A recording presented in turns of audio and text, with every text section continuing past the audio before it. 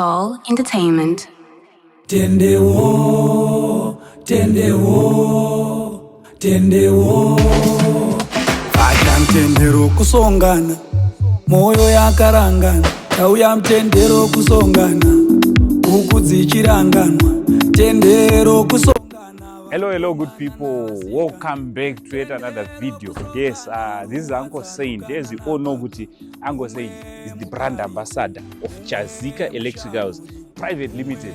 Yeah, right. So, kuneva singazoti Chazika inoita nezvei. I think panapa it's clear. And tinoita ma solar installation. Tinotengesa futi ma solar achona. So tinoita inonzi fix and supply anditi. Iwe chaunongoita cheteka. Chaunongoita ukangoti bata isu takutouya anditi takutouya kuzoku installera ma solar ako tinotoya nazo zvese ma inverter, tine ma batteries, tine almost everything anditi. But nasa aisiriyo nyaya anditi aisiriyo nyaya ndanyanyo kunge ndinouya nayo.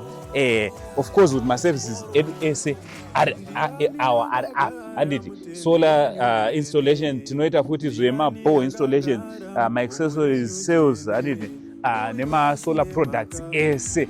But that is not today's issue. So nhasi ndati ndikuratidze vanhu vakawanda vakanga vachibvunza kuti saka munobatika papi zvinozodii. Ozmaize anditi kutaura kwanhasi sekambani hombe takubatika paMargolis shopping complex anditi. Margolis shopping complex inowanikwa kupi? Inowanikwa road yekuenda kuchitungwiza, road yekuseri yekuIvinzi tichibva kumbudzi tichienda kuchitungwiza ndo patiri, ndo vazhinji vanoziva kunonzi kuStephen Margolis. Isu we are just before Stephen Margolis. So shop yedu ndo panapa patakuda kuti tinge tinotoisa zvinhu zvatinoda kutenge tichitoisa machairs enyu. Imi sevarungu mukauya amfanira kuzogara pasi anditi. Saka tatirega tikutengere machair manyowani, machairs manyowani. So nezvimwe zvezvinhu zvatinazvo zvatoda kuti ndike tinosiya mukati uku. Because nhasi namangwana tingangoti weekend inoyi we are busy kuti tinge tinobata tinoita kuti shop yenyu, office yenyu, zvinhu zvinge zviri in place. Nekuti imimi ndimi varungu anditi, imimi ndimi varidzi vebasa iri. Basa iri rinodanwa imimi kuti inge ichinzi Chazika Electricals. It's all because of you.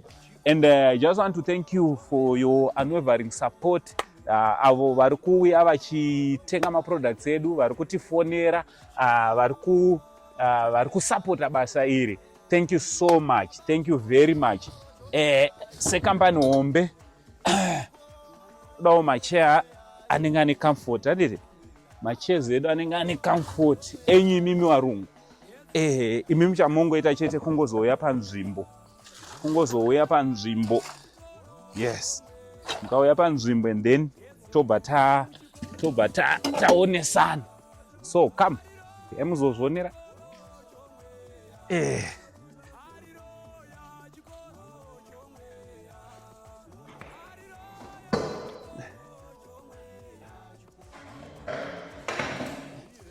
Muningi muofisa mushopa musati maane chirimo, but ndo zvatiri kutoita nhasi kuti tinge tinoisa zvinhu zvese muoffice menyu, todisplaya zvinhu zvamunenge muchizofanira muchiuya muchitenga. Ndo zvatiri kuita izvi tichiitirani, izvi zvese zvichiitira imimi, because imimi ndimi varidzi vebasa. Ndimi varidzi vebasa. So number zedu ndo idzo dziri pascreen. All you need to do is to get in touch with us panumber zedu. Patichange tichioneka wanikwa, I think ndakudzai kuti ndo paMargolis anditi shopping complex, ndo pano office yedu iri number 20. This is number 20. So ndo tine Chibatika Plaza. Pane pasinganetse kuona because muchange muchiona maface, muchange muchiona Chazika Electricals. Kane face yangu munogona kutozoiona futi papa.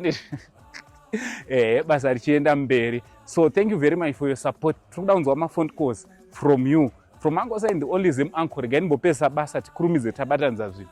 For now, it's much love and God bless.